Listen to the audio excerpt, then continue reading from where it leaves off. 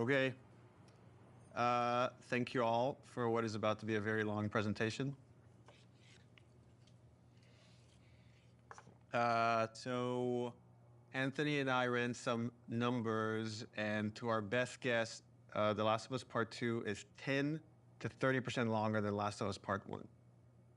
However, this is the most detailed story presentation we've ever done. Like, if you think about the presentation for T1, where we kind of talk about the quarantine zone in somewhat detail, even though most of it changed. And then it's like, and here are some things that might happen with Joel and Ellie. They might go into a spore-filled subway tunnel. They might fight some cannibals. At some point, Joel will get incapacitated. This has everything figured out, even though it might change. Every character is accounted for. Every cinematic is accounted for in this presentation, which means it's going to feel twice as long as the first game. So when you freak out, that's normal. That's part of this.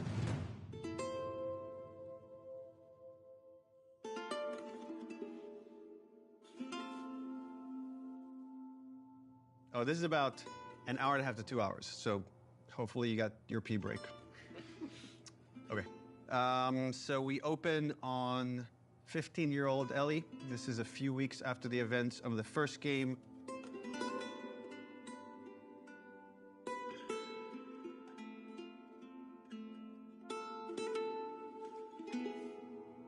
There's a doorway leading down to this basement, and Ellie sees Tommy, and he's just finished climbing out of this basement, and he's hurt bad, and he's rambling about something needing to go after these people. Ellie's trying to ask him what happened, where's Joel, and he doesn't make any sense to her, and she starts to go downstairs. Tommy grabs her hand and tries to stop her, but he's too weak. She rips her arm away, and she heads down. And with each step, her heart races faster and faster as she sees this trail of blood. She opens the door, revealing Joel's mutilated body. And then shock just sets in, and she screams and tries to grab his body, and Dina comes and rips her away, and on that cacophony of sounds, silence.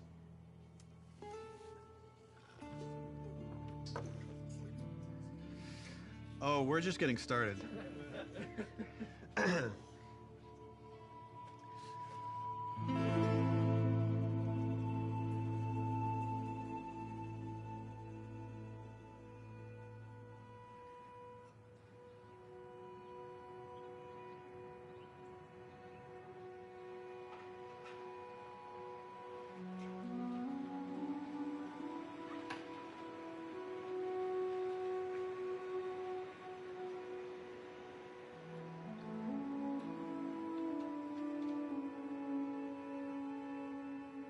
I've been working on this game since we finished, well, really been thinking about it since we finished The Last of Us. So many people were like, Last of Us 1 is so perfect. It should never have a sequel. They shouldn't make a sequel. They're like, oh, it wrapped up super great. But I think actually, if you look at the ending... Swear to me that everything that you've said about the Fireflies is true. Ellie is accepting a lie. I swear. Okay. She has a very good bullshit detector. She knows something doesn't feel right, but I think is too scared at that point to ask. How long can you really live with accepting a lie like that? The Last of Us feels like an origin story for this survivor in this post-apocalyptic world. Seeing like how Ellie has become such a strong, unique character, it really felt like, you know, if we were to do a sequel, it'd be a shame for it not to focus on her. Move the fuck out of the way. Yeah, once we're done with this whole thing, I'm gonna teach you how to play guitar. I reckon you'd really like that. What do you say, huh? Joel, he's gonna teach Ellie to play guitar. That always felt like that's just this like unanswered promise that like was kind of lingering at the end of the first game. We did this thing called One Night Live, where we had the actors come on stage and reenact certain scenes. So you say we get you to the Fireflies. What happens next? Marlene, she said that they have their own little quarantine zone, and that doctors are still trying to find a cure. I wrote this new scene that takes place after the ending of The Last of Us, but it was only shown to people in the audience. Like, we cut off the stream right before we showed them the scene. If I ever were to lose you, I'd surely lose myself. Try and sometimes you'll succeed to make this man of me. Our future days of you and me.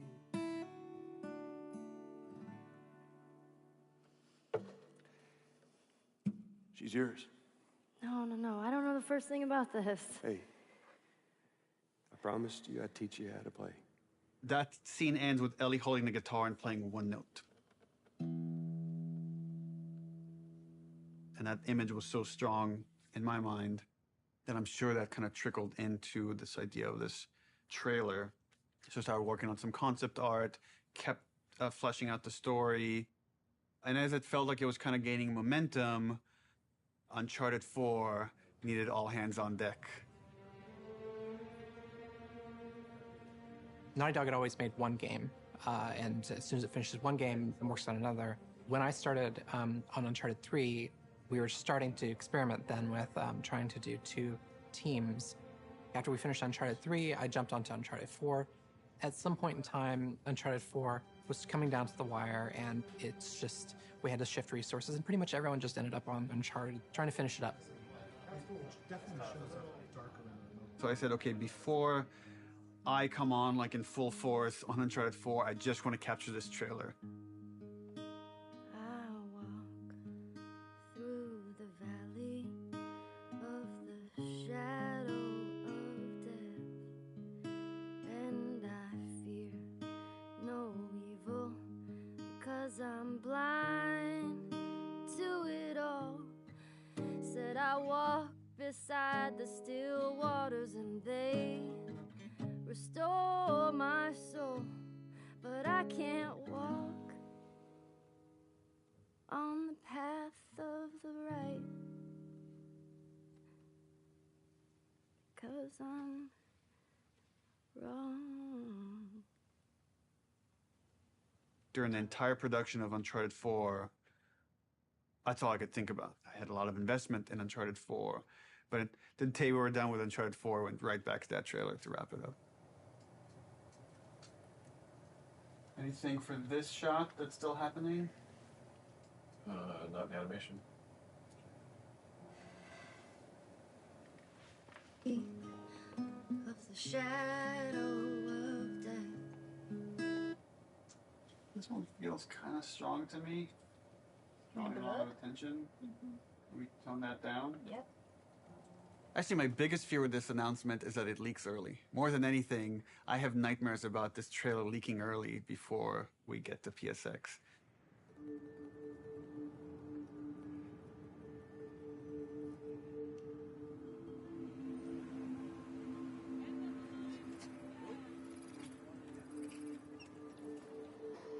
If we're going to surprise people, PSX, the PlayStation Experience, hasn't set itself up yet as a place where big titles get revealed. That's E3.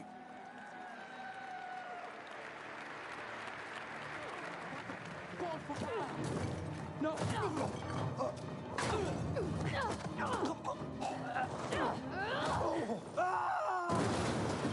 We're revealing the Uncharted single-player content at the opening of the show. You're late. I thought you were professional. Oh, you should relax. You'll live longer.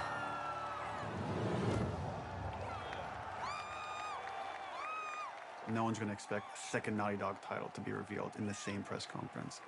Please welcome to the stage, Sean Layden. There's one more special unveil we have for you tonight. Please enjoy it.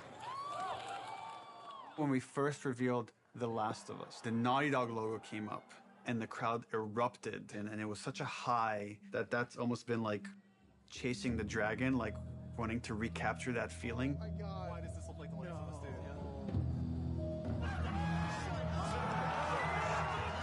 Playing it at this surprising moment, I'm hopeful it will have a similar feel.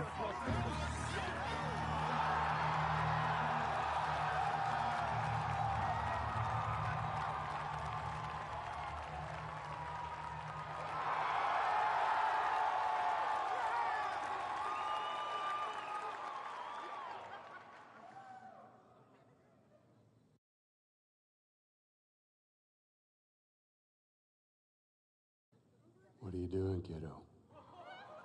People outside the studio have such an attachment to the first game, and I've definitely seen fears about not wanting to make a sequel because somehow if it's bad, it will tarnish your feeling about the first game. I'm gonna find. And I'm gonna kill. Every last one of them. We're doubling down on those fears and not calling it The Last of Us some subtitle. It's The Last of Us Part 2 to say it's all one story.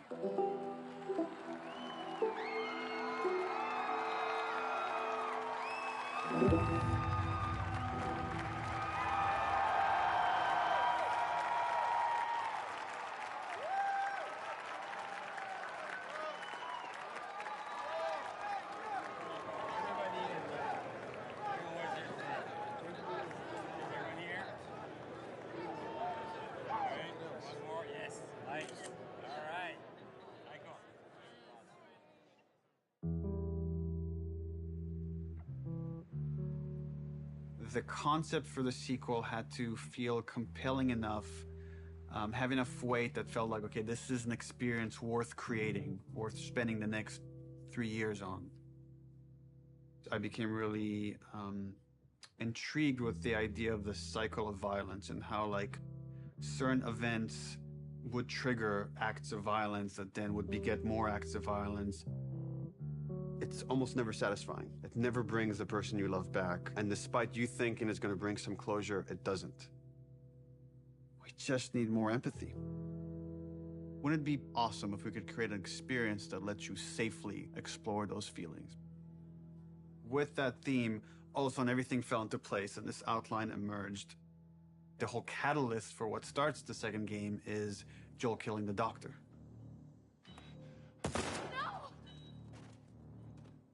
That feeds right back in that idea of that cycle of violence. Now it sets up this whole kind of sequence of events. We're gonna start the game where you're playing a new character. That sequence ends with this character killing Joel. And we really have to paint her as this monster.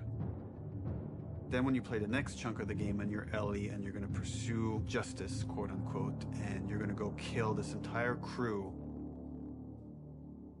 we're gonna go back in time and show you that same sequence of events, this character that you saw as a monster, to now get you to see things from her perspective. And how this crew is a bunch of people trying to survive in this world. And they have their reasons for pursuing and finding Joel and killing him. And the story was becoming very epic and ambitious. And I had a few parts that I was kind of stuck on. And I felt like to kind of shake things up, I wanted to bring in another writer. I thought it was a very thoughtful story about violence and obsession. He had Abby, sort of like this girl who was the daughter of the doctor. And that Ellie would go on this vengeance quest. And when he was like, and then Ellie actually kills Abby, I was like, what? You're gonna... Yeah, let's fucking do it. Not only is she contributing in a lot of ways, I feel like she's challenging what this story can be. She's wanted to add more romantic intimacy between the characters. Those are areas that I've been, I don't know, more uncomfortable writing that stuff. After the first day, she was telling me that she went home and told her husband that, I think I just got Ellie's girlfriend pregnant. Because that was her big idea the first day, and that had this trickle-on effect and actually added a lot to the story. Ellie is this very relatable character. I thought she was a perfect vehicle to challenge this notion that violence doesn't have a cost, because it does have a cost in reality. It's going to ruin this girl.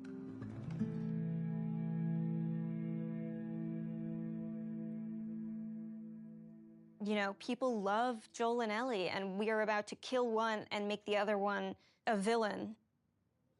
I was very nervous telling Troy we're going to kill off Joel.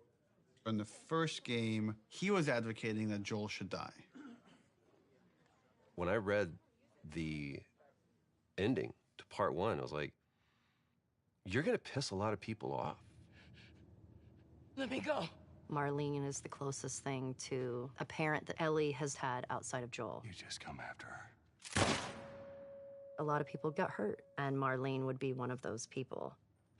Joel has crossed these moral lines, and therefore he deserves to die, and he thought it might be a more dramatic ending. And I was like, no, you're crazy. Like, but then in the second game, that's why I was like, thought like, oh, he would take it pretty easily. He goes, so Joel dies. And he's like, so this happens, and then and I literally had to stop. I was like, can you give me just a second? Because it literally was as if someone was telling me about how my friend had just died. I think he kind of took it hard. It was like the character meant so much to him.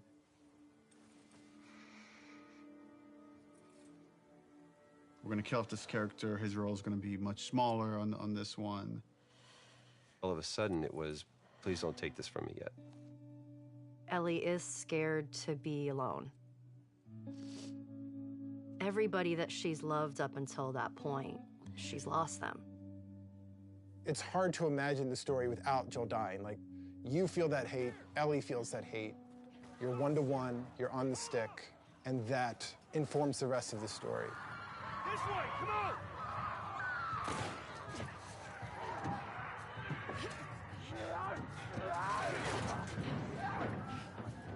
You okay? Yeah. We get you through interactivity to really connect and empathize with this character. Y'all act like you heard of us or something.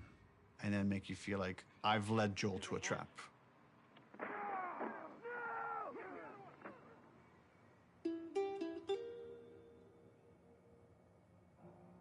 When we started out making Last of Us Part 2, Neil actually wanted to be very ambitious about changing the game almost entirely. In the first, 4 or 5 months, the game was actually kind of an open world, inspired by Bloodborne.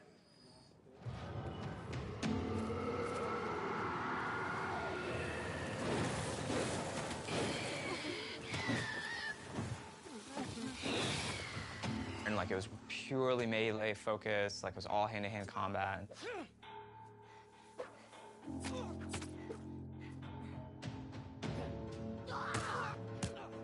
It wasn't just the melee combat, we were also looking at sort of layout structure. Bloodborne had a very sort of an open space that sort of kept getting bigger and bigger as you explored. I really like that feeling that you get of mastery over the world. It starts to become kind of almost a character in the game itself. And so that was also something we were looking at. We started out making it as different as humanly possible from the first game as we could, and then kind of dialing it back. The open world thing didn't work with the story that we were trying to tell and stuff. So in pre-production, we spent a lot of time just doing setups. Self-contained sort of units that tried to expound on a single sort of idea. Trying to start out with sort of simple shapes and building up to more complex shapes. And starting out with 1 or 2 mechanics and building up to those mechanics. Hey! Even our experiments, we try to add as much context as we can. We establish a goal that you're going to be going for. We establish beats so that there's an emotional journey, the stakes are raised. Figuring out some traversal stuff, a lot of climbing and balance beams and seeing how far we can sort of push in that direction without it getting over the top like Uncharted. More sort of verticality, more use of grass and stealth. My name is Arnaldo Lisea. And what do you do here? I do design. And how long have you been doing that? A day. I got an opportunity to work in QA, and that was That was a great learning experience. I shipped The Last of Us and Uncharted 4. The thing I'm proudest of is the people who came in to a quality assurance job as a contractor, which is entry-level work, and used that job to get to where they ultimately wanted to be. When I interviewed for the QA position, I specifically said that my goal was to be a designer. He had formed this relationship with design where they knew they could rely on him, spending his free time designing a demo, and at the same time, him going to them and not being like, here's 50 bugs you need to fix. He went to them and was like, what do you need? How do I help you? What kind of bugs do you need? And for their part, they embraced him and were like, why don't we show you how to lay out nav mesh? I am anxious to prove myself. There is no babying when you start. It just hits the ground running. If I don't cut it, I go back to QA or find something else. We're trying to figure out at the moment how we handle big spaces, bigger than the first game. The enemies are so, too spread out to be really considered like one single small encounter. And seeing what behaviors we need to start developing for them to make it look good.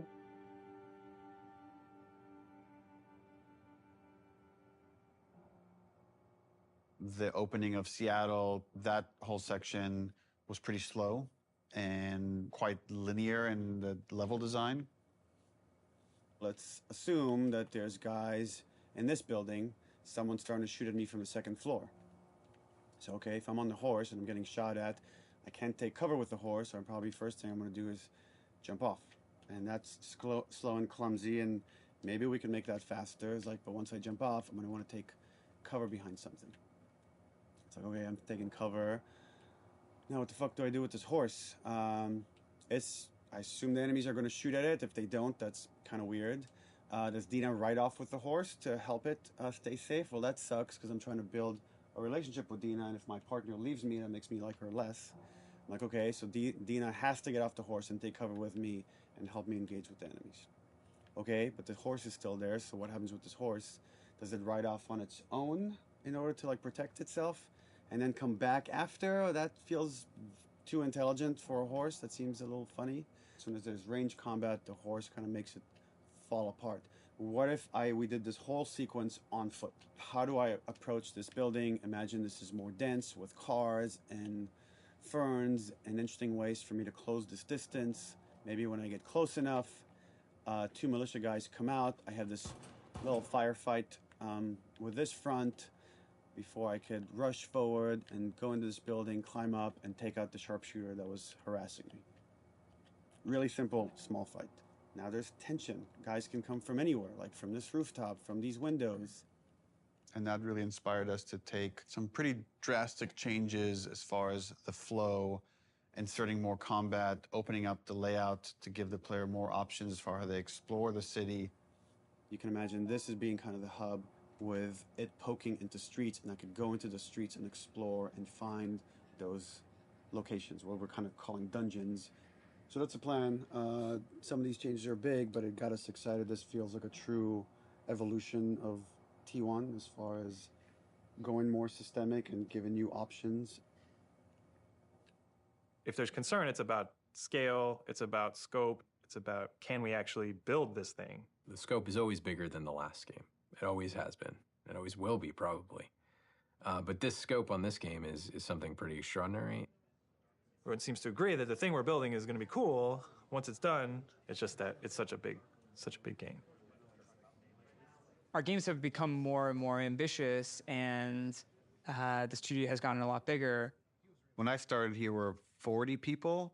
Now we're over 300. You can't handle that many people with a flat hierarchy. As we grew, we've had to introduce new titles just to control management, control communication, make sure things don't fall through the cracks. We have no producers at Naughty Dog. There's so many talented people here that you can rely on and lean on. It makes the game better. And that's really kind of the secret sauce of Naughty Dog, is how collaborative it is.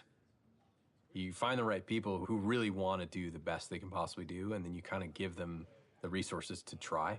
You're getting what you asked for as a creative person, right? You're kind of getting the freedom to go as far as you can go, but sometimes I think we need to be saved from ourselves a little bit. With The Last of Us 2, there's a real sense of opportunity. This is going to be a much cleaner production than we've done in the past. We're going to get it right this time.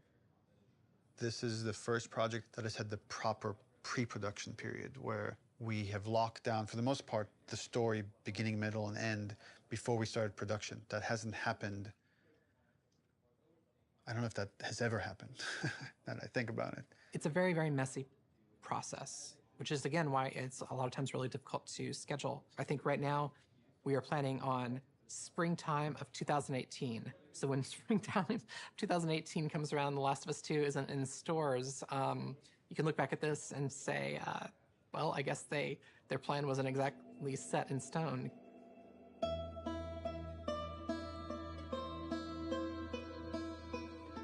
Historically, we've done very poorly at being efficient without the pressure of an external deadline.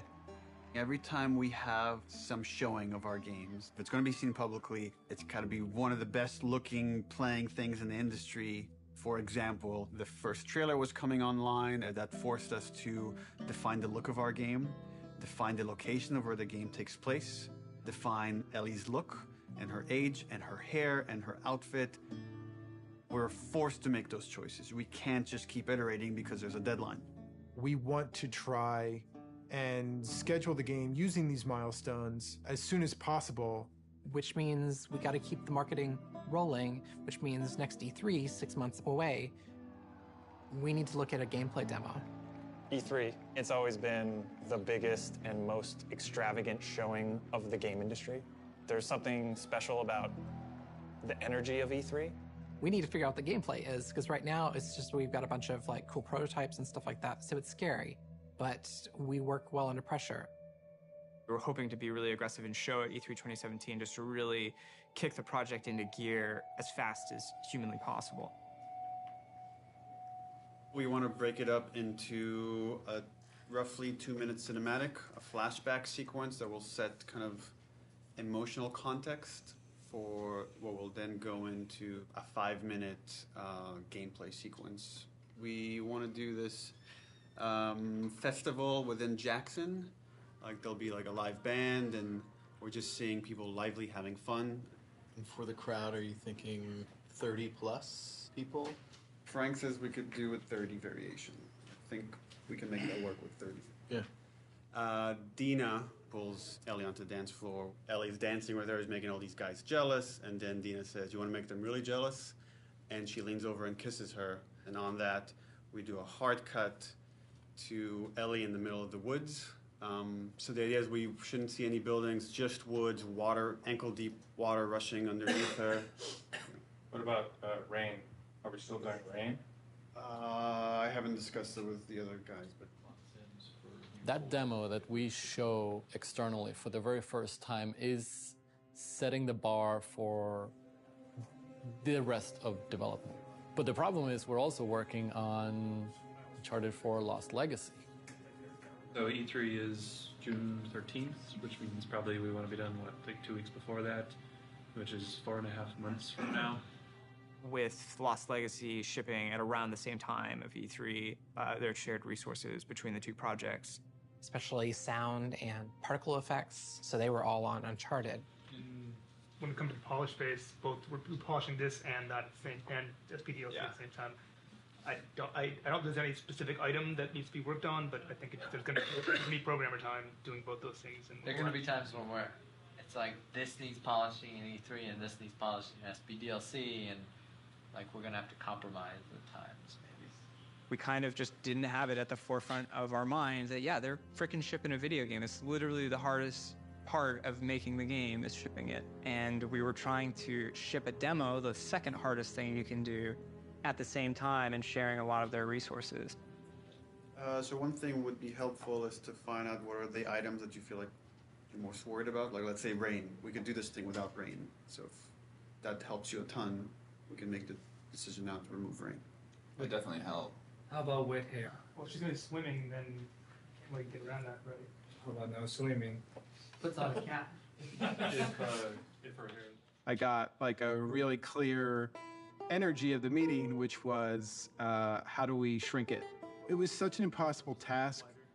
You can't help but start feeling some doubt, some anxiety about the leadership, not understanding the logic of it. You know, I think like anybody else here, I was definitely ready to roll up my sleeves and figure it out. All right, guys, we're gonna try to keep this pretty short. I guess. So after yesterday's meeting, there were a lot of side conversations, and there was sort of a sentiment about how much work there was to get not only this demo done to ship the Lost Legacy, and it matched up with feelings that we were having. So we started discussing the responsibility of actually attempting this, and started to feel that it was a little bit irresponsible. That if we were to try to meet both these deadlines, we could probably do it, but we would end up doing a lesser job on both projects, both deadlines, than we would if we were doing them individually. And feels like they're both important enough to give them the due attention. So the conclusion that definitely is there is that the demo that was discussed yesterday will not be presented at E3. Does it mean that our main point should be just focusing on more shipping U4? Lost Legacy? Yeah. Yeah, definitely. But I mean, we should still try to. We don't, like I said, just want to just completely halt work on this, and all hands on deck on Lost Legacy. The idea is still to finish the demo, just to give us a buffer, so that these two deadlines aren't overlapping. Okay. It's just now we have more time to work on this demo properly without the pressure. Once that meeting happened, it was just like, right, of course. I'm not in the Twilight Zone. It makes sense not to do this. It felt really nice seeing the leadership kind of having the team's back and seeing the logic of the situation in front of them. That's it. Cool.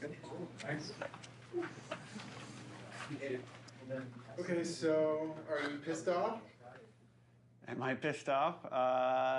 No. What am I?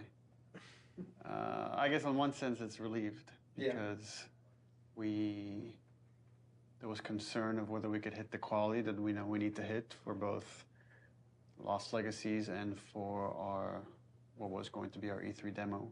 And then on the other hand, it's kind of disappointed, because I was excited to get this demo done and get it out there and get the reaction, but now it's going to have to happen at some other point. What we've decided to do is deliver the demo at around the same time, but that's going to be purely internal, and the demo won't be 100% shippable. Gameplay and design and animation are going to be locked in June. Then we back off, we finish Lost Legacy, and then resources free up to finish the particle effects, the lighting, and the sound.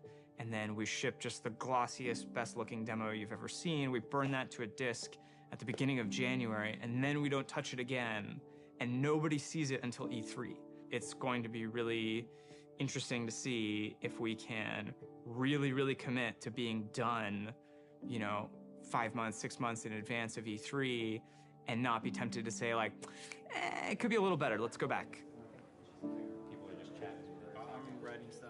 And we really just need to have the discipline not to do that. But that then left us as okay, what's our next marketing beat? What are we going to show next from this game?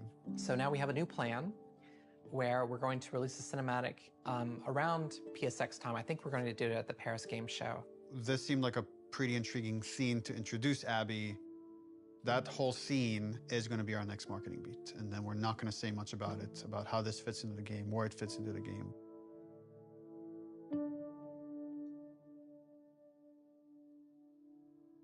Abby evolved over time. And if you look at the concept art, the character looked very different than where we've ended up.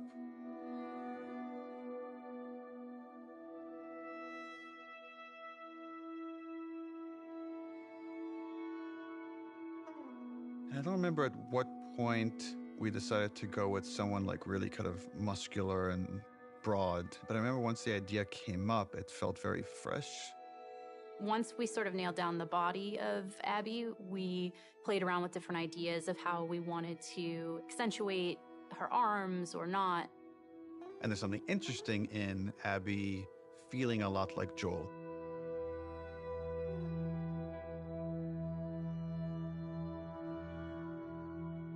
So when I got cast, Neil was like joking around. He's like, you should probably beef up in order to play her. And I'm like, ha ha, ha, yeah, it's mocap, whatever. And he goes, no, really, you should probably beef up to play her. And I was like, oh, yeah, you're right. I should totally start deadlifting as much as possible. So I did, and I was training like crazy. And then I got pregnant. What are you gonna do? We need to separate her from Ellie. It shouldn't feel like I'm playing a reskinned Ellie, that Abby should, in many ways, look, behave, fight differently.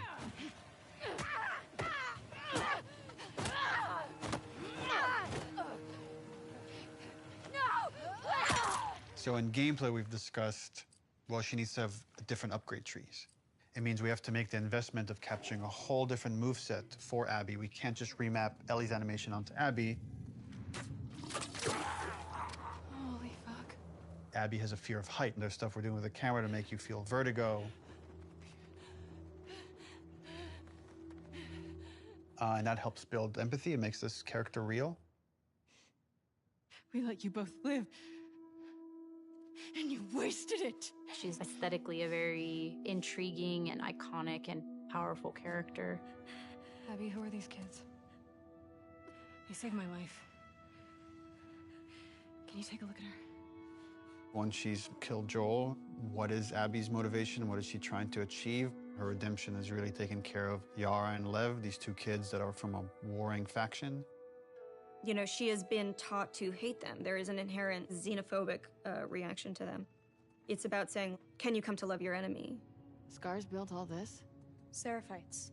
Yeah, I was gonna say that. These are kids that grew up in a very different context as Ellie, and, you know, how they live their lives and experience the world is totally different. Got you a present. I'm getting really attached to Lev. He's been able to keep his head up despite losing so much himself in a world that is so harsh. We're taking too long. Can't move any faster. I won't do your sister any good if we're both dead. I really like his dynamic with Abby. Her having this, like, fucking brassy little sidekick who calls her on her shit in a way that nobody else can. What's going on between you and your friend Owen? Oh my God, Lev, now? It seemed really awkward. Just go! Who understands the sort of sense of being orphaned in the way that a lot of people can't. How long have you two been on the run for? 2 days. What the hell did you do? I shaved my head. They want to kill a little boy because he shaved his head. I am not trans, so it's a very delicate thing to tell a story of an experience that I've not had. And that's something that we want to take seriously. Did you hear what they called me? Yeah. Do you want to ask me about it? Do you want me to ask you about it? No. Okay. It's really about trying to create a multifaceted character who is trans, and that is absolutely an important part of who he is, but also a part of who he is, not the whole of who he is.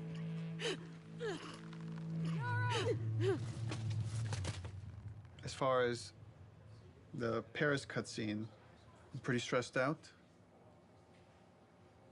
We have 13 days, less than 2 weeks to finish this thing, and there are still some big ticket items.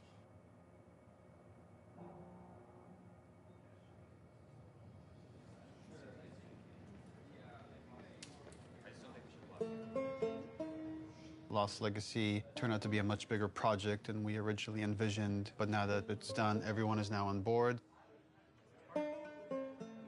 We've got the Greenlight demo done. She's putting on quite the show. It's very real. We're in full production now, so I guess that's the short of it, is we're in full production now.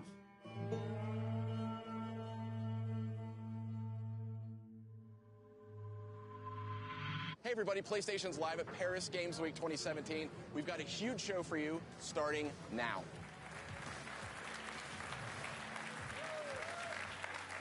Wow, what a great way to open Paris Games Week. let's have the first in-depth look at a much anticipated and exclusive title. Last of Us 2. Last of Us 2. Please, please. Please be Last of Us 2. Our fans, they want to know every last thing about what's going to be in this game. Is this The Last of Us?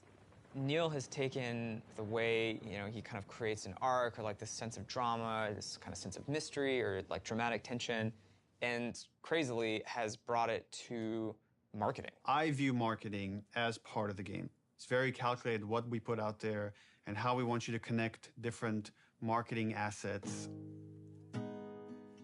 When we first released the teaser trailer, too many people right off the bat said Joel is dead. The blown out light really fucked us in a way I don't think any of us saw coming. We actually underestimated our audience a little bit. They're so sophisticated now, so you have to get more sophisticated, like how am I still gonna surprise players and viewers? You start on characters you've never seen before in a world that like could be The Last of Us, could be anything. That creates like a really, really cool sense of tension. At no point are we gonna market that you play as this other character. What is this? Yo, that looks good though. I was so excited about working on it and I couldn't say anything. It was so rough. Oh, is she gonna cut a baby out of her belly? And then Charted 4, you find a comic book that shows Ellie's mom pregnant. So people already had theories that Last of Us Part 2 was gonna have Ellie's mom. Oh, if we just kind of black out the letters, she has the same number of letters as Anna, Ellie's mom's name, we'll get people to think this is Ellie's mom. Oh my God. Girl's got a good... That hammer's from the Outbreak poster. So we had that poster with the forearm of a character you've never seen before, with this like kind of wolf's head in the background. What does that mean? Kind of like prompting this mystery. You want people to feel like they've figured everything out and then have the story surprise them. Man, if this is The Last of Us 2, bro, I'm gonna go crazy. Oh my God. Last of Us 2? Yes! Yes! Yes, bitch! Yes! I fucking knew it! Everything that we put out there is shaping expectation. And then the final game, hopefully, if we do our job right, should subvert those expectations in an interesting way.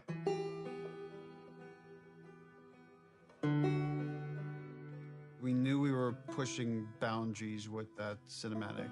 We are making a violent game. We're not going to shy away from how violent it is. It is part of what we're trying to say. And I thought it was a great discussion initially about what is the appropriate level of violence. When is something so violent that it just turns you off where you just don't want to experience it at all? I liked that they were wrestling with those things. I didn't like some of the insinuations about the trailer being misogynistic towards the female characters. I don't think this story ever glorifies violence against women. There's no bias towards women or men. It just so happens that the two protagonists of this story are female, and therefore that's what you're going to see the most of. There has to be fail states in video games, which means a character has to be capable of being hurt. So does that mean that there can be no female protagonists in video games? Because that feels super sexist to me. And frankly, like, women are the victims of violence, and don't we want to see women fucking fight back once in a while?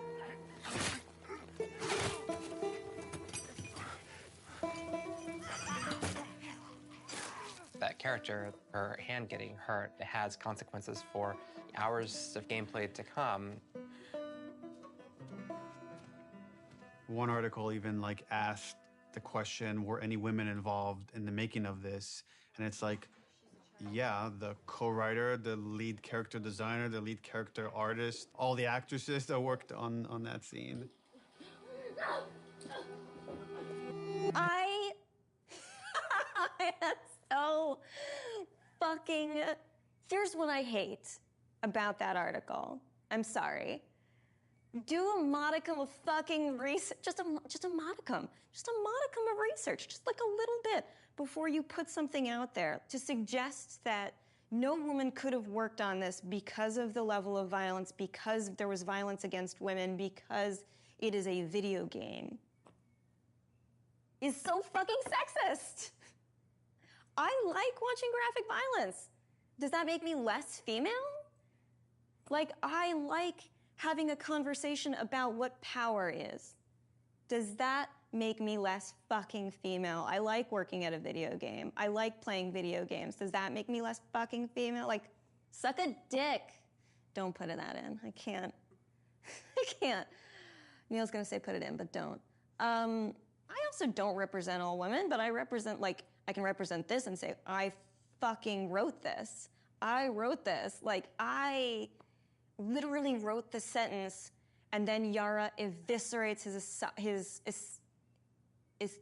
eviscerates his esophagus from his throat. I wrote that sentence. That is in the script, and I fucking stand by it. I'm afraid of being turned into a token rather than the truth, which is like, we're being thoughtful about the female narrative. These characters are more than just their vaginas. If you want to have a serious debate about feminism and feminism in video games and female depiction of violence, and you need to not see it as a binary conversation. It is an incredibly nuanced conversation. You cannot make blanket statements, and you cannot make presumptions. Fucking do your homework.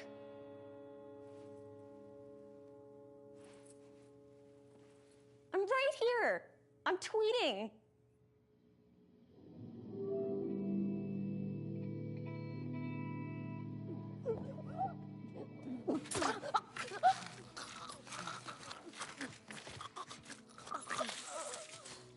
The tone of the violence in the game has always been important to portray as realistically as possible. Our job outside of just drawing up concepts is really pushing our reference pipeline to make sure that the character artists are getting the most realistic examples of whatever they're working on. We can't find certain things, so we make the reference ourselves. Simulating brain on wall. 1, 2, 3. How does that drip fall down? What does canvas look like when it's soaked in blood? Ooh. Splashing blood on them, dripping blood on them. Nice. We put down some wet mud, pooled blood onto it to see how blood would react to a wet dirt surface. So there's like little pieces of grass and like twigs and things that carry through, like there's actually movement following the edge. One of the animators got a piece of lamb and we stuck it in Yara's shirt sleeve and hit it with a hammer. Here we go.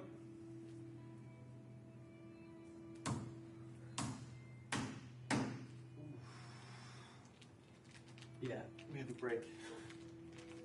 She's gonna need to hold this as straight, because if she does this, it's gonna, you know, just the weight of it's gonna want to make it fold. So trying to keep it as straight as possible. This past week's shoot was specific for the infected eating people's jugulars, and there was a concept that was done with like blood running down the mouth, but it's like, would that happen? Like, let's find out. I got on the ground and pretended to eat away at like a bloody soaked rag that we made.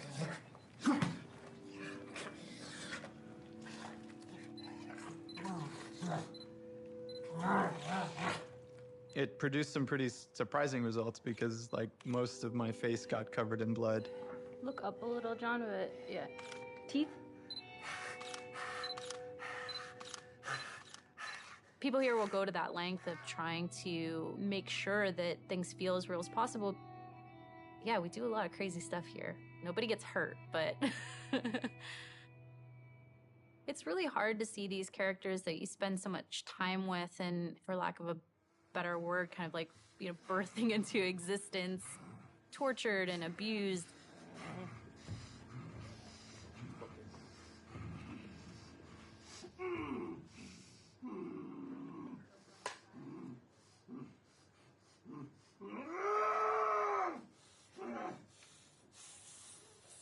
We're shooting the Joel death scene, which is like the catalyst, the opening of the game.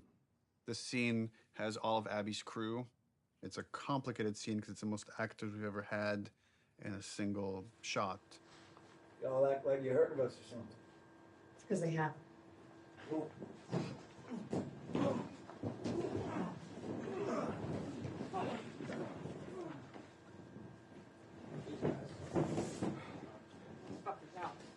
Or Joel doesn't die. Just me out. Nolly, you got that? Hold on, sorry, yeah. The minor line So change. then what happens is Yeah, all yeah. of us become friends. Knowing what was going to happen and knowing how it was going to happen, I got very fearful. There's so much weight to this scene. This scene has to be right. It's really difficult to reshoot it if we need to. Within the first game, having to call Troy and Hannah back to reshoot Sarah's death was very, very, very difficult for me. The last time I tried to do a big emotional scene, Don't do this. Please don't do this. Don't do this. Don't do this. Don't do this. Please, God, no. Oh, God, no. that didn't go too well, and we had to reshoot it. Don't do this to me, baby. Don't do this to me, baby. Come on.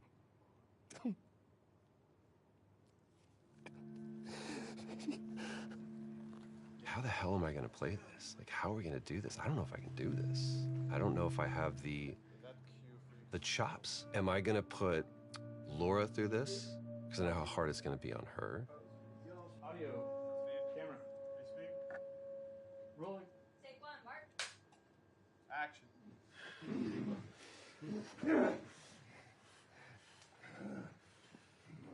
Joel Miller.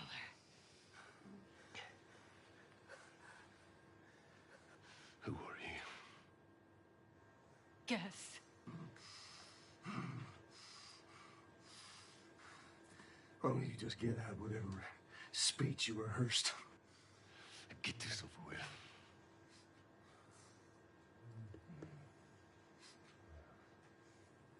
You don't get to rush this. At the end, I really loved what he brought to it. I couldn't wait to get back into Ellie's shoes again because it's where, weirdly, I feel most comfortable in a lot of ways because it feels like a character that feels the most like me that I've ever played, which is a little disturbing. I mean, minus like the murder and the killing. So it's almost like a bit of step forward, like you're about to like lunge and shoot. Yes. Sweet. The biggest change that has happened since initial pitch is Ellie is there when Joel is killed. It used to be she came across the body, and then she had to rely on Tommy's testimony of what happened, and we shifted it, which made it much more dramatic and intense for her, and I think puts more of it on screen and again, allows you better to understand why she needs to pursue these people.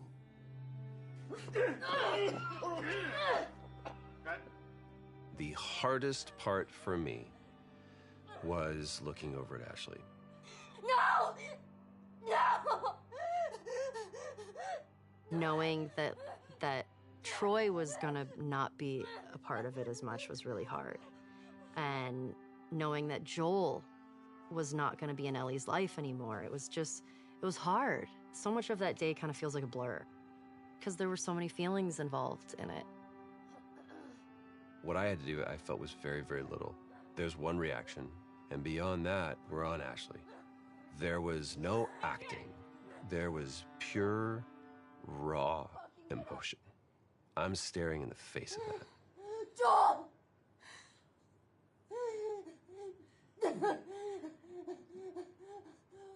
Why are you doing this? Get the fuck off me! I'd lost a little bit of my voice. I couldn't scream like as loud as I wanted to, you know, to get that frustration and that sadness out. Ashley was behind, crying, and God. And knowing Abby was taking this away from her was very difficult. And so I was crying when we were filming that scene.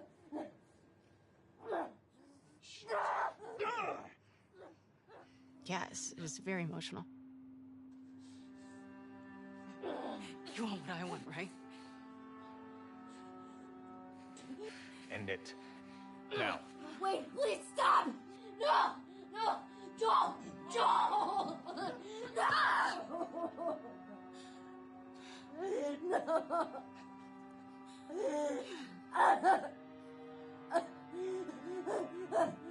We want him to die in this really unforgiving sort of way. Like, it needs to feel senseless for you to say, fuck these people, I'm gonna pursue them to the ends of the earth and make them pay.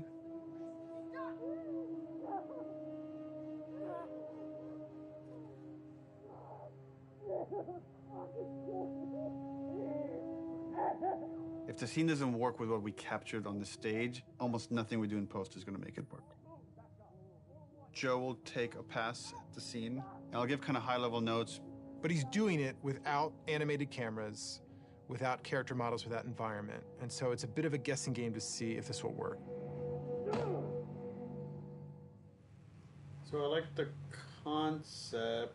I felt like there was a lot of repetition and it felt long. Once like Joel's head gets smashed, I don't want a close-up look of him. Okay. I wonder if we could do like the smash from the back of his head. Yeah, I'd want So it. just like you, it'd be like a black shape, and you see like a silhouette change, and like blood starts pouring out, but I don't focus on it. Like I don't see the details. Mm-hmm. When the club comes down and it's just like she's screaming, I feel like we could just take all their audio out and like music could take over. And again, we're trying to build more rage than sadness. That's going to really set up our journey. Okay. I'll come back and there'll be another version of the scene. Okay, play. Joel, fucking get up! Please stop! Please don't pursue. Joel, please stop! No! No! No!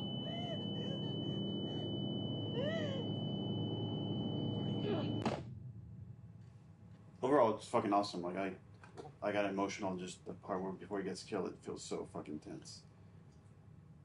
There certainly is still a ton to do. We still have like 45 scenes that haven't even been looked at yet. It's terrifying given our deadline. The process right now is just getting Neil. We just need to get Neil into the room. Which one are we showing first? We've got essentially 3 versions. The one that I did, and this would work with what we're talking about doing with the scene, and then... Close one.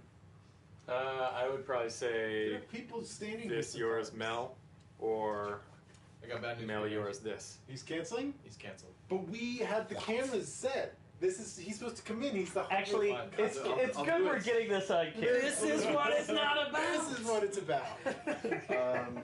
Yeah, he has some melee stuff to review today. He said, let's pick it up tomorrow. So yeah, that's what happens. And so it's like, okay, all right, that's fine. I don't care. I don't care. Yeah.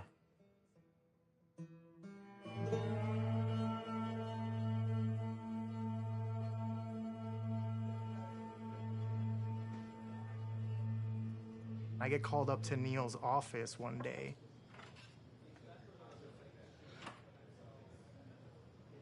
And there's like an empty seat. And Neil just goes like, oh, just sit down. I'm like, oh my God, I did something wrong. And he's like, do you know why you're here? And I'm like, no, are we gonna talk about one of my levels? And he laughs and he goes like, no, you're gonna work on the E3 demo. It's always been a dream of mine, working on an E3 demo, seeing it on stage. Is this a joke? Like, am I getting pranked right now? So speaking of E3 demos, remember way back when you guys said you were going to block that content and then not touch it? How's that go? Well, and then we ship just the glossiest, best-looking demo you've ever seen. We burn that to a disc at the beginning of January, and then we don't touch it again, and nobody sees it until E3. Well, I think we knew at the time that we weren't going to not touch it. It's going to be really interesting to see if we can really, really commit to being done and not be tempted to say like, it could be a little better, let's go back. Because the game's been making progress for, the 10 months or something since we locked that demo down. A lot of advances have been made, a lot of new ideas, new mechanics, and we really just need to have the discipline not to do that. Honestly, it feels like we are addicted to being late. Okay, we're starting. I don't know exactly what we're gonna do today other than come up with a really long list. We're trying to limit it to an hour, so we'll be done at 4 no matter where we're at. Looking at the cinematics first. Because we did it so early and had a rough version of it a year in advance, we got a bit complacent.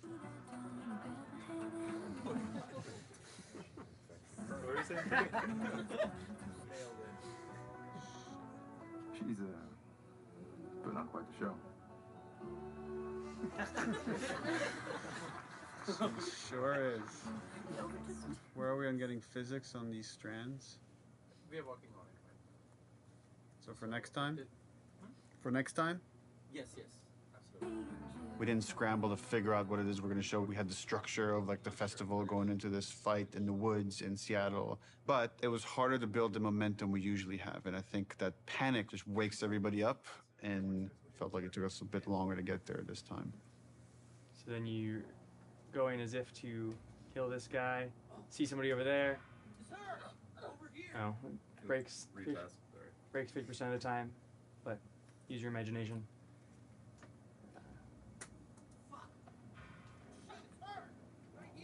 Daniel, going a bit slower, give him some time. Okay. The animation is breaking the melee system. Okay. So, like when he starts, yeah. So I'm confident in the demo if we finish it. I'll be frank, it's not looking great. All right, this is totally broken.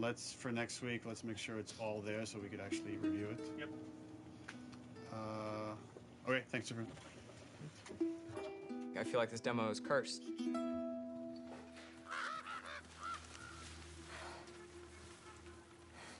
The E3 demo. It was a version of our original Greenlight demo. But I had to make it fully playable and shippable. Viper! The first thing I did was just basically take that space made by another level designer and put just enemies in it and start fighting. But when I started playing it, I remember like it wasn't there. That parking structure was way smaller, so it felt more cramped. God is good. God is good. I remember going to Neil's office and being like, how much can I change this? And he's like, well, what are you thinking? I'm like, well, I'm thinking like this big thing, and I'm like, just like brand new designer, I'm just throwing out like everything, like I want to do this, and I want to do that, I want to make sure that it feels like a sandbox, that it feels like this big space, that it's multiple paths, it's like something like we really haven't done before in The Last of Us. And he just goes, go for it, well, let's do it.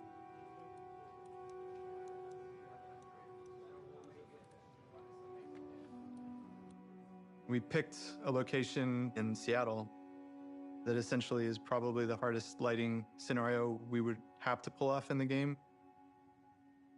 I wanted to get the overcast look nailed because so much of the game's dependent on that.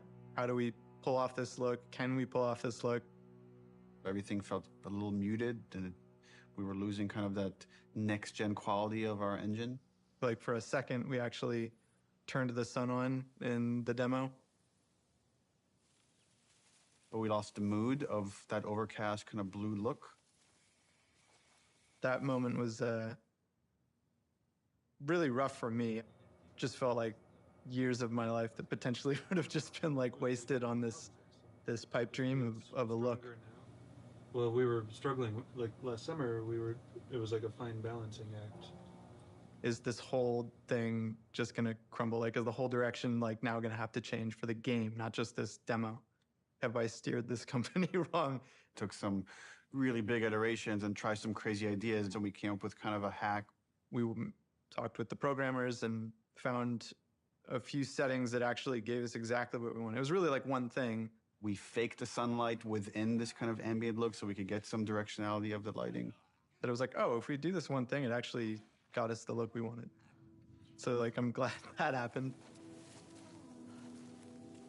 For this game, there was a major push to make a new volumetric fog system. It's not just like a kind of an overlay on top of the screen. That's why it's called volumetric. You feel the volume of it.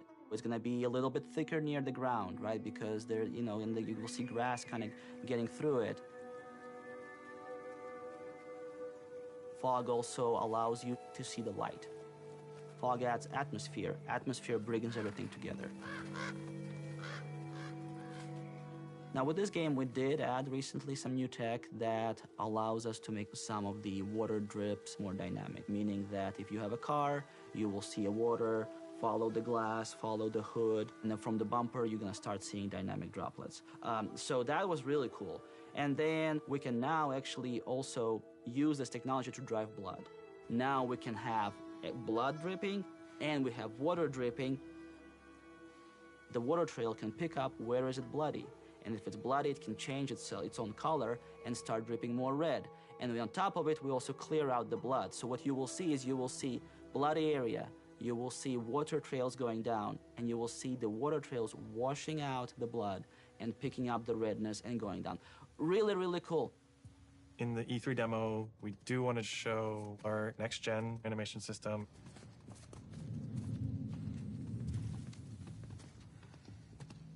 One of the biggest animation upgrades that we wanted to add to this project was motion matching. The way that it works is it takes a pool of animation data and it picks the most appropriate clip to blend together and create just very fluid and organic movement. We want these characters to just feel grounded and believable in the world, properly shifting their weight and moving the way a real human would.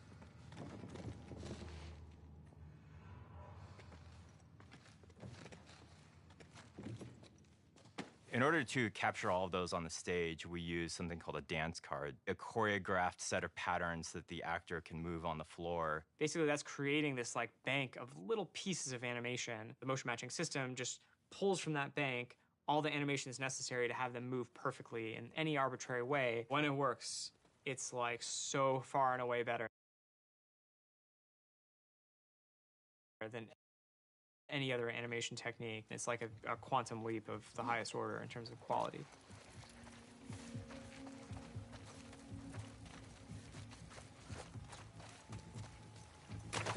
Any one mechanic is not maybe anything you haven't seen before. It's the combination of how it all comes together, the way it works with the animation system. The new stuff we're talking about is like, oh, you can be in grass. She went into the grass. Watch yourself. Like one of the biggest things we do in the demo is jump a gap. It's tough to be like, oh crap, you can jump, you know, like it's like, but it's new to our game. We have to have the best prone mechanic of all time.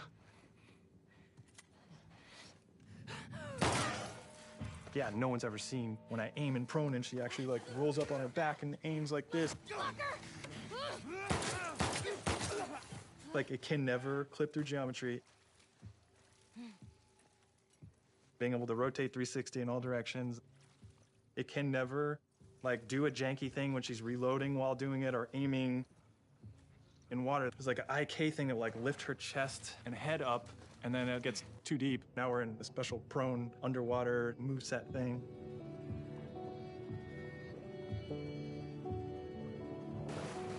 Her chest and arms and everything are kind of matching ground plane. Things that a player will never notice. And it's because we like purposely did it. There's no such thing as like, oh, you know, it's not as good as, you know, this other game's one, but like, it's fine. It's gotta be like, no, it's fucking Naughty Dog. We have to have the best version of the thing, whatever that is.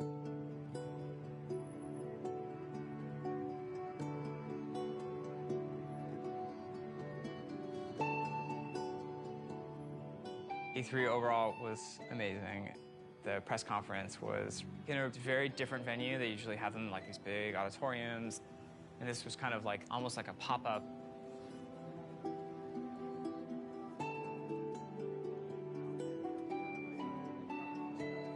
It was more like a theme park idea, but it's like in a parking lot, in a tent, in Los Angeles, at downtown. They built the whole crazy church thing, which was pretty rad. It was super cool. It was better than we expected.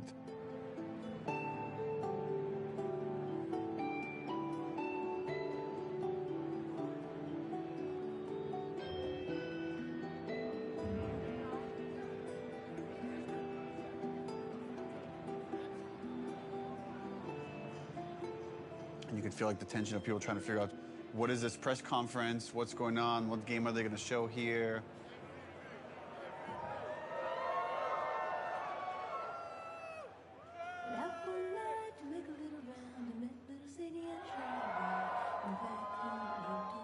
On the Naughty Dog logo, you get this big cheer. On the Ellie reveal, you get this big cheer.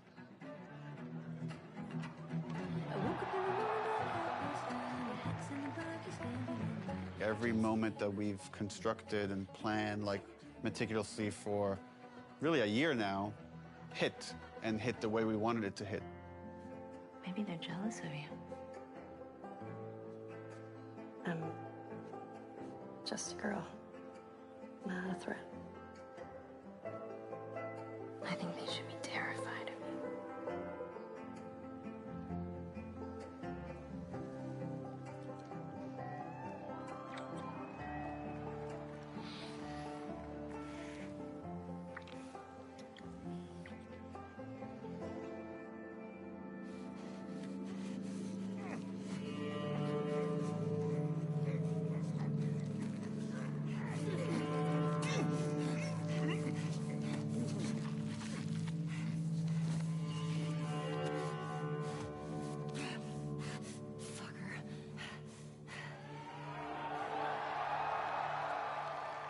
One of the biggest reactions was when the HUD came on.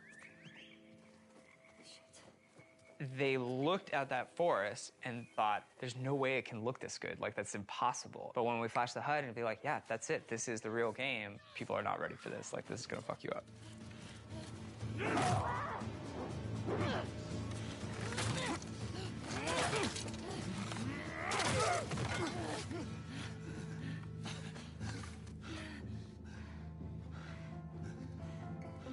See, I told you.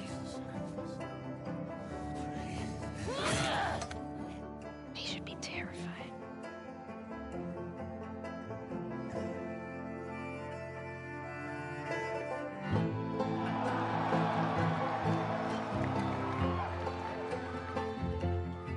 It was electric. My skin was like tingling the whole time. Like, as soon as it's done playing, and I'm like on my phone. And it was wild. It was wild to see it just everywhere. See it on YouTube, see people commenting on it.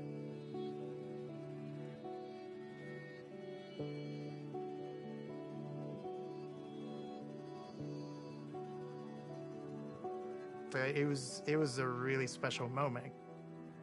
I shipped something, like, as a level designer.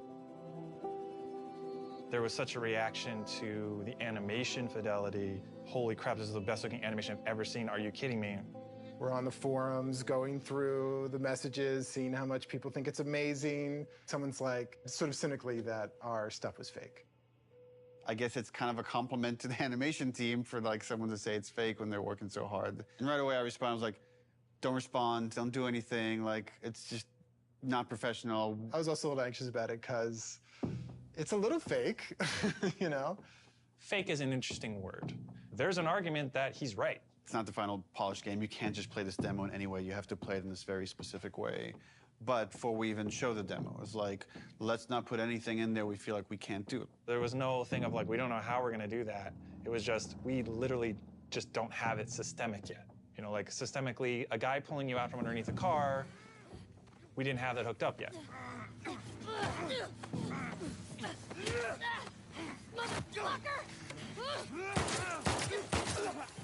Now we have it hooked up in the game. It's her! Arthur! All over soon.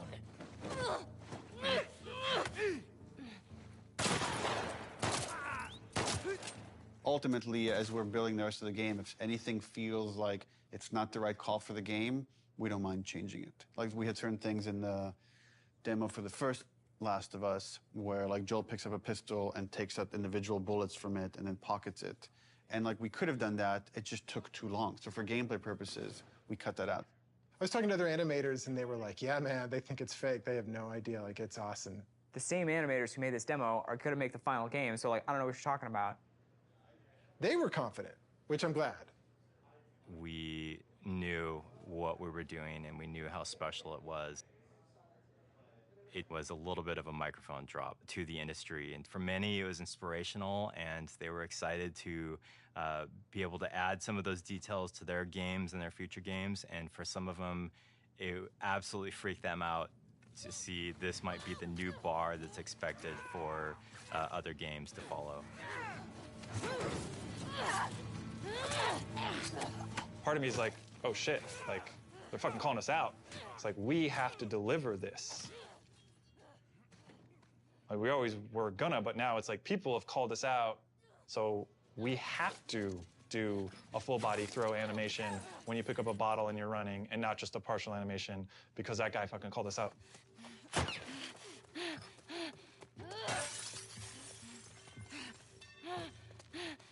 The real challenge is making the whole game look as good as this one controlled situation. We come out of E3 and hopefully we've set the standard for this, what the rest of the game needs to feel like.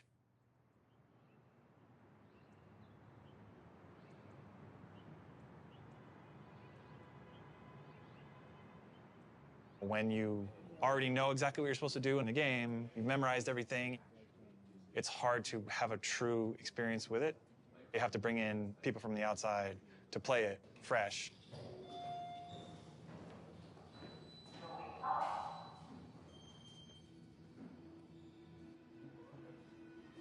And so we try to start playtesting as early as possible. We've got testers in bright and early. They're going to start playing the game. They're actually just right across the hall over here.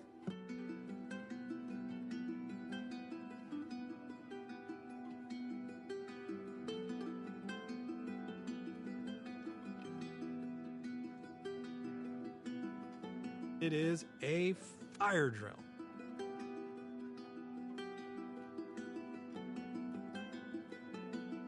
Because things have to work.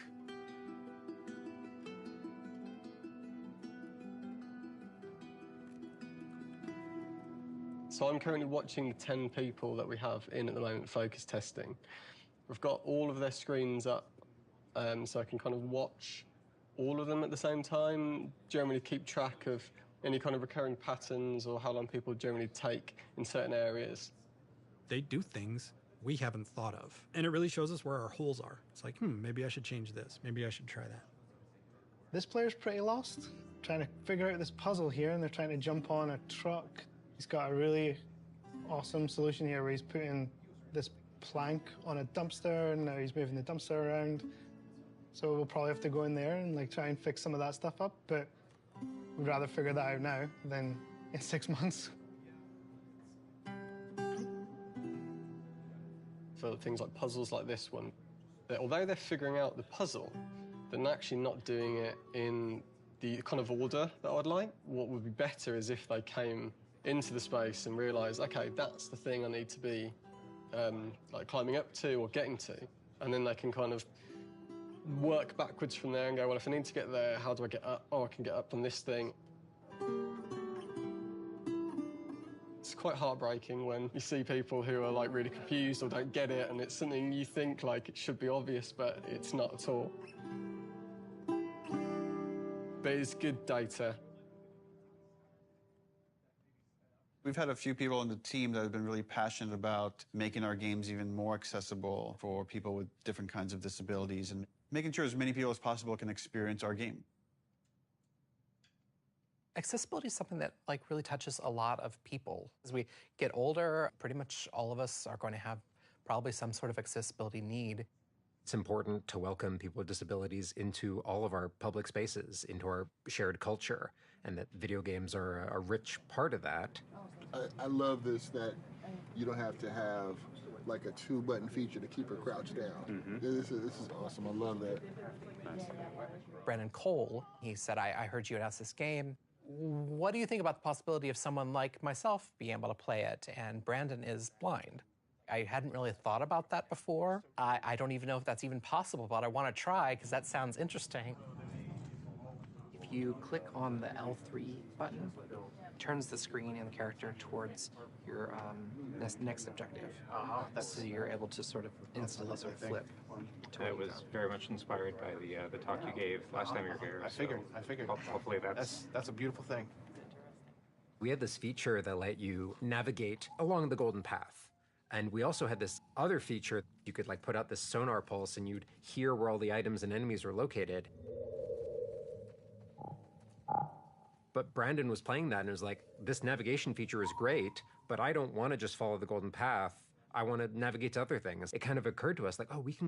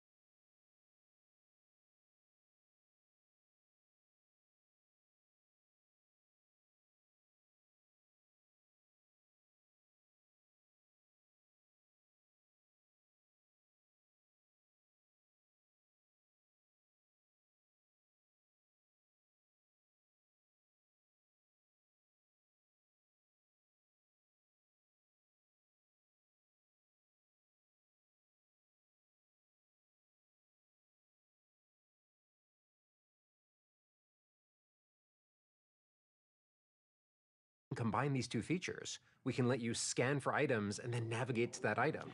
This gives you more room, if you do it this way, for different types of sounds for different types of items. You know what I'm saying? Yeah, Different sound for ammo, different sound for parts, different sound for explosive, different sound for keys. Or Craftable and collectible. Yes, yes, exactly. Right on.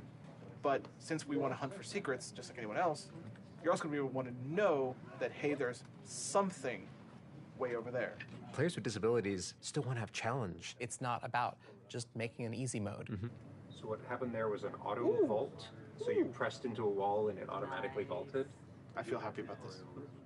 This is an example of actually the good part of the studio culture, which is self-empowered, that I think allowed us to do this crazy thing, this thing that, you know, I couldn't tell you if it makes business sense to some degree, but it was something we were passionate about and interested in.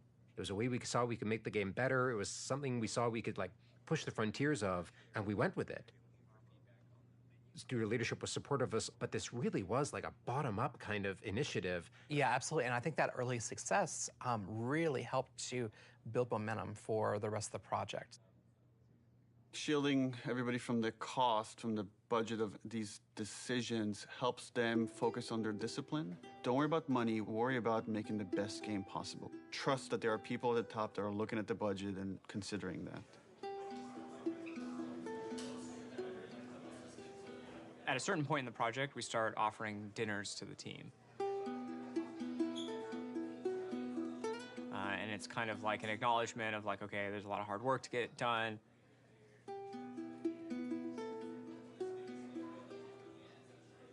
And we know people are probably going to want to be staying late.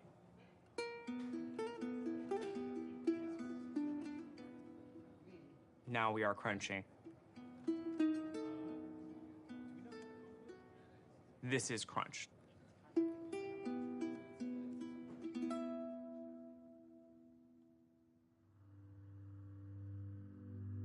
I must have felt it for months that this release date is not realistic with how big the game is. People were asking us, is this a real date? Because it's not feeling like a real date anymore, so we felt like we had to react pretty soon. And then at some point, it just felt like because people were starting to put in longer hours, it wouldn't have been fair to not figure this stuff out sooner than later.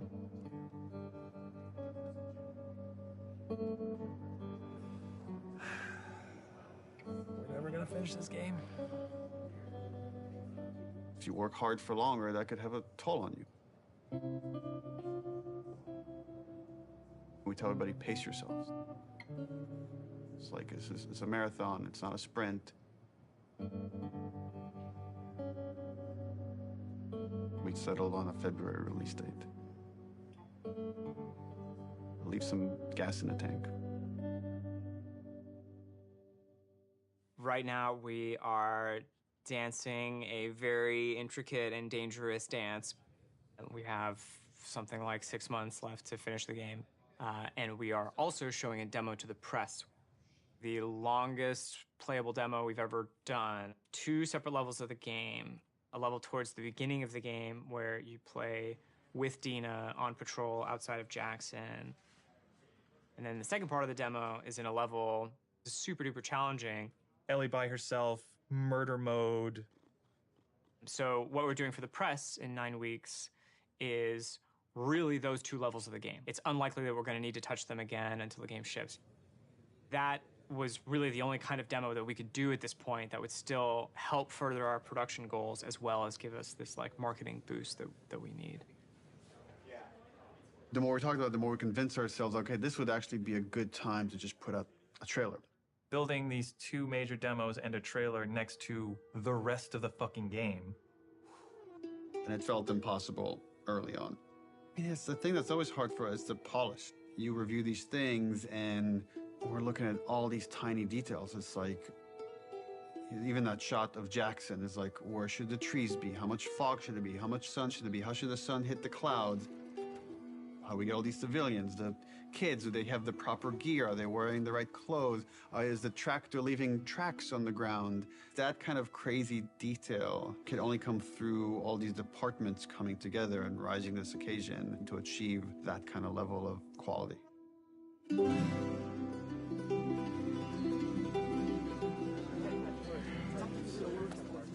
We wanted to show the team the final trailer. Before we show you the trailer, just to say thank you to everyone, where we jumped from doing a 3-hour demo to this trailer where we had almost nothing, and it's like pretty amazing what we can do when we all come together. In fact, it's so amazing you can forget, and I've been here for a long time and I can forget. So to remind you, and maybe reignite some of that panic, we're going to show you 2 trailers. One from exactly a month ago, and one from about an hour ago when we wrapped up the trailer. So enjoy.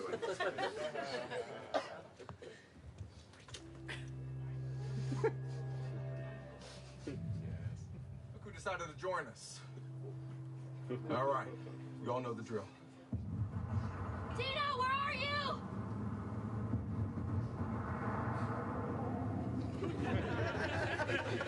You think I'd let you do this on your own?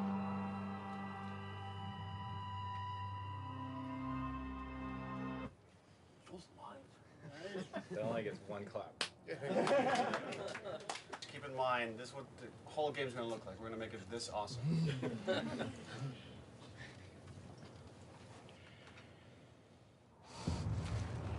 You can't stop this. This was a good reminder. Look, when we come together, when we rise to the occasion, when we do this thing that people outside the studio talk about, like this Naughty Dog magic, this is what it looks like. So when you look at parts of the game that aren't there yet, know that we could get there in a pretty short period of time when we're so focused.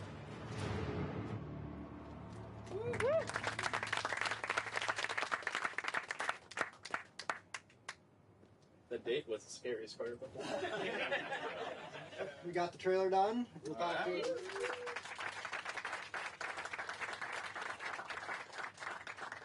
Just wanted to take this moment to run through the events of Outbreak Week, which is when the trailer is going to debut. We are going to be having the big press event in Koreatown at this giant warehouse. We're actually having 80 journalists from all over the world come. We made sure very comfortable chairs for 3 hours.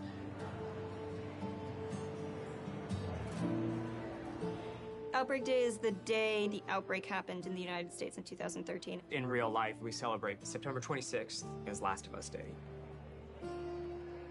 Every September 26th, we've done something for Last of Us fans. When people play these 2 sections, which are very different, I hope and I feel that both of them are equally impressive.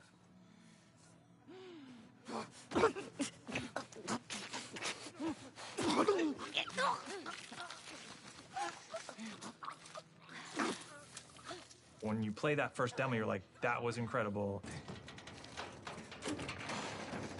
Oh my god. This could have been the whole demo. This could have been the whole thing. It says enough about what the game is. And then you play the other half, and it's like way more mechanics heavy, way more combat heavy. Keep going, boy.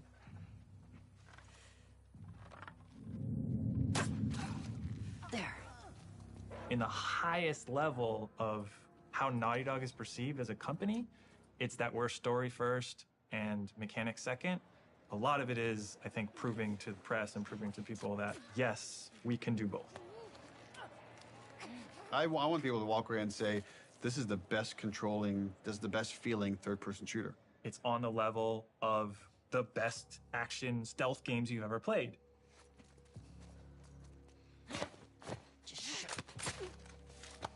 So one of the things that I've always found really exciting about The Last of Us is the kind of fidelity with which we represent human intelligence. One of the ways that really helped make them feel more human and more alive was the way that they use their body language to communicate to each other.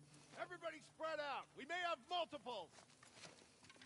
We had a number of sessions where the animation team, design team, and programmers all got together and we acted out a number of scenarios. And what that does is it gives us really great reference and touch points that we can always look back to about the way that we naturally behave, the way we naturally respond to each other.